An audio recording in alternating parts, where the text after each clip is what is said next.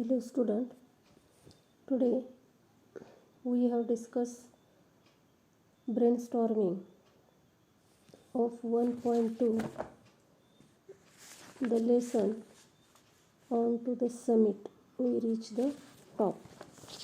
See the first activity of brainstorming, that is summarizing to the class in your own words the highly risky and dangerous journey of Tenzing and Hillary from the base to the top of Mount Everest. We already discussed this question. The answer of this question is on the page number 16. That is first 2-3 passages. How the journey become very dangerous and risky. See this. The journey of Tenzing and Hillary was really risky and dangerous. 1 hour of steady going. They had to pass up a steep line of rocks. They had to climb the snow-covered slope. It caused slanting up and down. By the help of rope, they went over the dangerous ground. They were thirsty and tired, but finally they reached the top of the Everest. So this is the answer. मग आता पहिल्या 2-3 पॅसेजमध्येच त्यांनी ते risky आणि dangerous कशा पद्धतीने journey होती ते मग त्याचंच आपण समरायझेशन केलेलं आहे. नेक्स्ट ॲक्टिव्हिटी बघा, complete the web highlighting the feeling emotions of Tenzing after reaching the summit. आता टेन्झिंगच्या फिलिंग्स आणि इमोशन्स लिहायचे आहेत ज्यावेळेला ते एव्हरेस्टवर पोचले त्यावेळेला. पॅसेजमध्ये तुम्ही जर बघितलं तर दिलेलं आहे बघा ते ॲन्सरमधले मेन पॉईंट्स बघा. तर ह्यामध्ये 4 पॉईंट्स आपल्याला तिथं फील करायचे.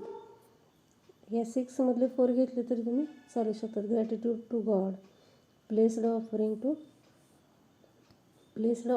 To God. Another we have C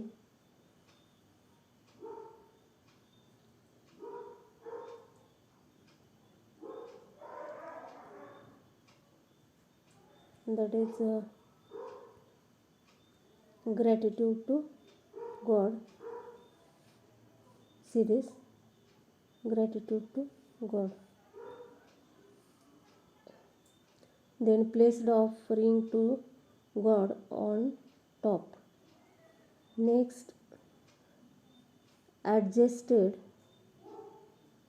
here, adjusted flags, embrace adjusted flags,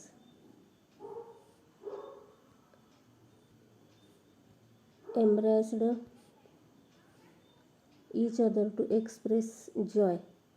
A red scarf made Tenzing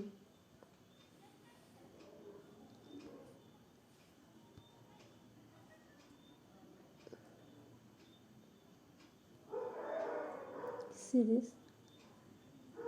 A red scarf made Tenzing felt that his friend Lambert was with him. म्हणजे मित्राविषयी असणारे जे feelings आहेत त्या पण दिलेत. Exhilarated for completing the task. म्हणजे हे 6 जे फिलिंग्स किंवा इमोशन्स दिलेत त्या सगळ्या आपल्याला घेता येणार नाहीत. 4च बॉक्स आहेत बघा, त्यामध्ये तुम्ही फील करू शकता. सेकंड ॲक्टिव्हिटी बघा, glance through the text again and explain the qualities of Tenzing Norgay. Pick lines that show unique qualities. One is done for you. तुम्ही जर पेज नंबर 21 वर सिरियल नंबर 1, 2, 3, 4 असे टेबलला दिले. क्वालिटीज पॅट्रियोटिक दिले बघा. स्टार्टला कुठली क्वालिटीज दिले? Patriotic. Here second aesthetic. Second quality कुठली दिली? Aesthetic. Third emotional. Fourth humble. Okay.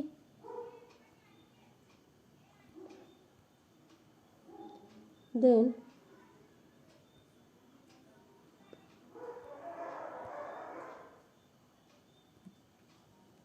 see this.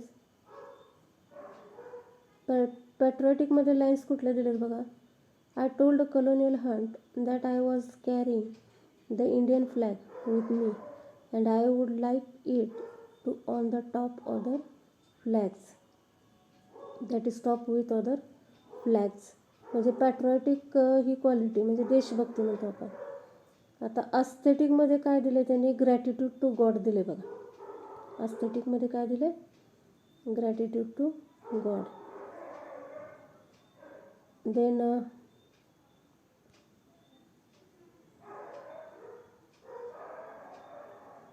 इमोशनलमध्ये काय दिले, I was wearing a red scarf remembered him. That is Norgay remembered Lambert. Okay. Third activity बघा, write down the significance of the following in the contest on to the summit. बघा, write down the significance of the following. आता significance that means we are called importance.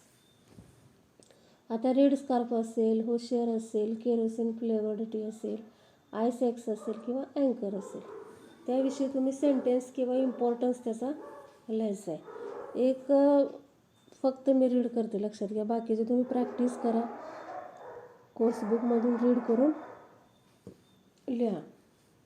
इथं दिलेलं आहे पण सगळं आपल्याला पिरियडला घेता येणार. रेड स्कार्फमध्ये काय दिलेलं आहे, it felt Tenzing that his friend who had given it was with him. Okay. आता कशा पद्धतीनं म्हणतो आपण सिग्निफिकन्स दिला बघा रेड स्कार्फचा. It felt Tenzing that his friend who had given it was with him. तसंच होशियारचं दिलं आहे बघा, that is cautious. Kerosene flavoured टीचं दिलेलं आहे, दॅट इज नॉयसीनं अतिशय म्हणतो आपण घाईघाईत किंवा एक्साइटेड सिच्युएशनमध्ये ते चहा केलेला होता, त्यामुळे that's we have called Norgay and Hillary also respect him and to welcome. Ice axe पण मल्टीपर्पज हायकिंग किंवा क्लाइम्बिंग आणि यूज्ड माउंटेनियरसाठी आहे. अँकर दॅट मीन्स काय दिले बघा, the person follows other climbing person has a difficult job with climbing up and down. He connects the other person. It makes the climbing person remain fixed to any place. Such person called as or called anchor. Okay. आता prefix suffixes हा पण form आहे बघा, simple आहे. एशन असेल, L Y form असेल, मेंट असेल, अस असेल, अन असेल, इल असेल किंवा इम असेल. आता शन, यल वाय, मेंट, अस हे पॉझिटिव्ह झाले आणि अन, इल, इम हे काय झाले, निगेटिव्ह प्रिफिक्सेसचा फॉर्म येतो. आता ॲब्सोल्यूट प्रिफिक्स काय लावलं आहे बघा निगेटिव्हला, non absolute. Suffix absolutely, L Y. म्हणजे काही प्रिफिक्स आहेत बघा, अन, इल, इम हे प्रिफिक्स आहे आणि शन, यल वाय, मेंट, अस हे काय आहे, सफिक्स आहे, म्हणजे शब्दानंतर येणार प्रत्यय. हे 2-3 वर्ड सांगते मी आता. फुलफिल, अनफुलफिल्ड, और इकडं मेंट लागले बघा, fulfilment. Next determine, undetermined determination. Danger, endanger, dangerous. Then tight, airtight, untighten. Next tightly. Okay. तसंच बाकीचे सुद्धा तुम्ही प्रॅक्टिस करू शकता, सोपे आहेत हे प्रिफिक्स सफिक्सेस पण. Next page number 22. Activity, main activity third, त्यातली पुन्हा सब ॲक्टिव्हिटी 2 किंवा सेकंड म्हणतो आपण. By filling appropriate letters in the blank spaces you will get a past participle from it. Use the word and adjective in your own sentences. One is done for you. एक form त्यांनी लक्षात घे fill करून दिला आहे. आता yes dot dot N dot dot D, signed असा word आहे, लक्षात घ्या. ओके. आता हा साइनड वर्ड आपल्याला कुठल्या फॉर्ममध्ये घ्यायचा आहे, इथं क्वेश्चनमध्ये दिले बघा त्याने. Use the word as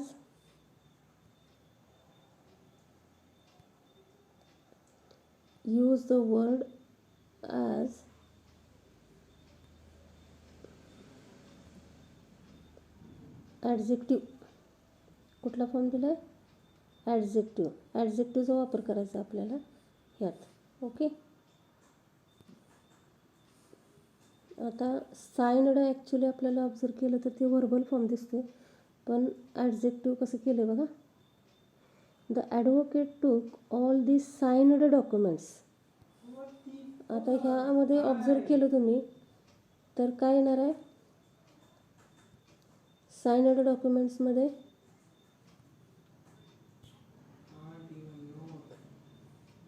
here signed documents, signed is an adjective and documents is an noun.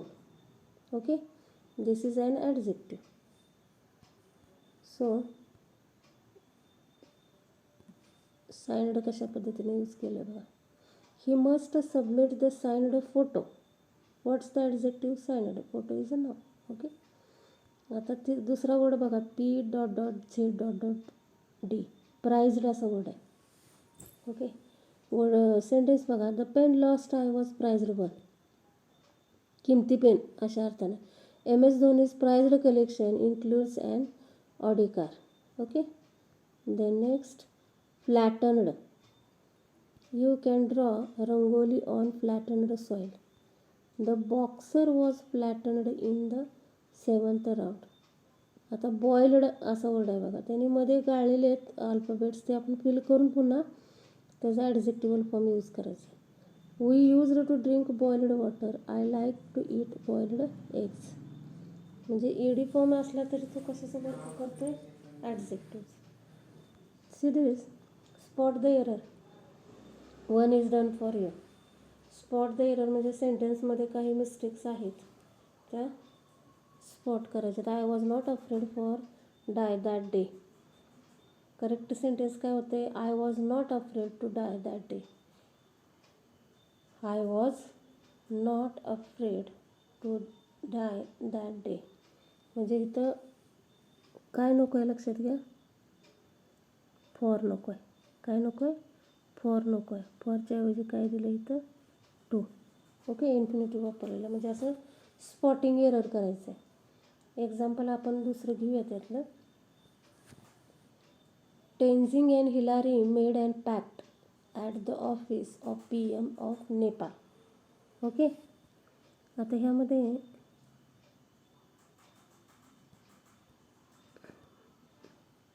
तुम्ही जर ऑब्झर्व करायला गेला तर Tenzing and Hillary made and pact नको आहे. A pact at the office of PM of Nepal. Okay. म्हणजे अँडच्या ऐवजी काय पाहिजे होतं? Article a. I has to bring my ice axe down with me. बघा. I have to bring my ice axe down with me. Has टूच्या ऐवजी काय पाहिजे होतं? Have to. First person singular subject असल्यामुळे. Tenzing have spent a night with camp 8. हॅवच्या ऐवजी काय पाहिजे? हॅज. ओके. म्हणजे असं स्पॉटिंग एरर फॉर्म घ्यायचं आहे. ओके. आता नेक्स्ट ॲक्टिव्हिटी बघा. Activity 4. When Tenzing and Hillary reached the summit, Tenzing is utter joy said, "We have done it." Tenzing समिटमध्ये म्हणजे किंवा समिटपर्यंत पोचले म्हणजे टॉपला पोचले एव्हरेस्टच्या. त्यावेळेला त्यांनी अतिशय आनंदात एक सेंटेन्स अटर केलं होतं बघा. That is we have done it. Okay. We have done it. In this sentence, the subject we is the doer of action while it achieving the feat.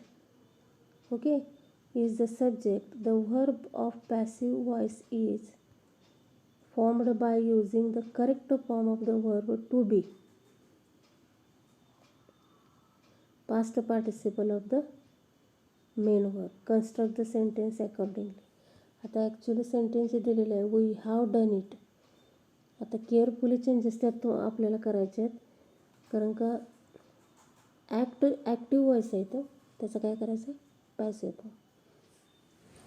Serious. We have done it. Subject we. Okay. Object it. हा object passive वॉइसमध्ये सब्जेक्टच्या ठिकाणी आला आणि we हे ऑब्जेक्टच्या ठिकाणी bye नंतर गेल्यानंतर काय झालं, अस झालं. कशा पद्धतीने झालं बघा. आता इट हा थर्ड पर्सन असल्यामुळं काय आलं इट नंतर, हॅज. काय आलं, has. It has been done by us. Have done हा काय आहे, प्रेझेंट परफेक्ट टेन्स. काय आहे, present perfect tense. Okay. It has done by us. तसंच we made a pact. A pact was made by us. Was का आलं, was का आलं सांगा बघू.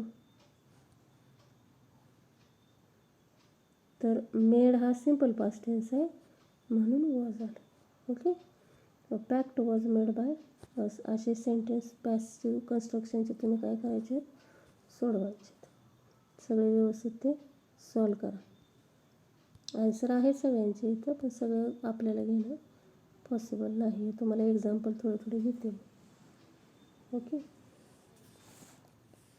Then activity 5.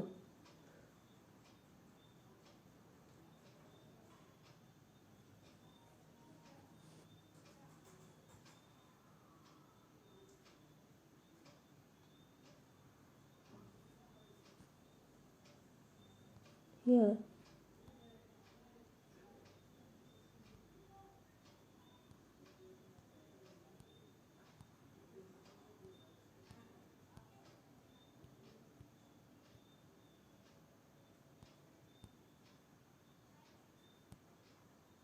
Activity 5 बघा. After reading the text, one can easily understand that there is a lot of risk involved in mountaineering. Write in short about any adventure sport that you like and risk involved it. म्हणजे तुम्हाला माउंटेनिअरिंगमध्ये कशा पद्धतीनं धाडसी वृत्ती म्हणतो आपण, adventure sport आणि एक प्रकारे रिस्कसुद्धा ह्यामध्ये काय असते, इन्वॉल्व असते. तर त्याविषयी तुम्ही एक छोटासा काय करायचं, पॅसेज ड्रॉ करायचं. Okay. Here we stop now.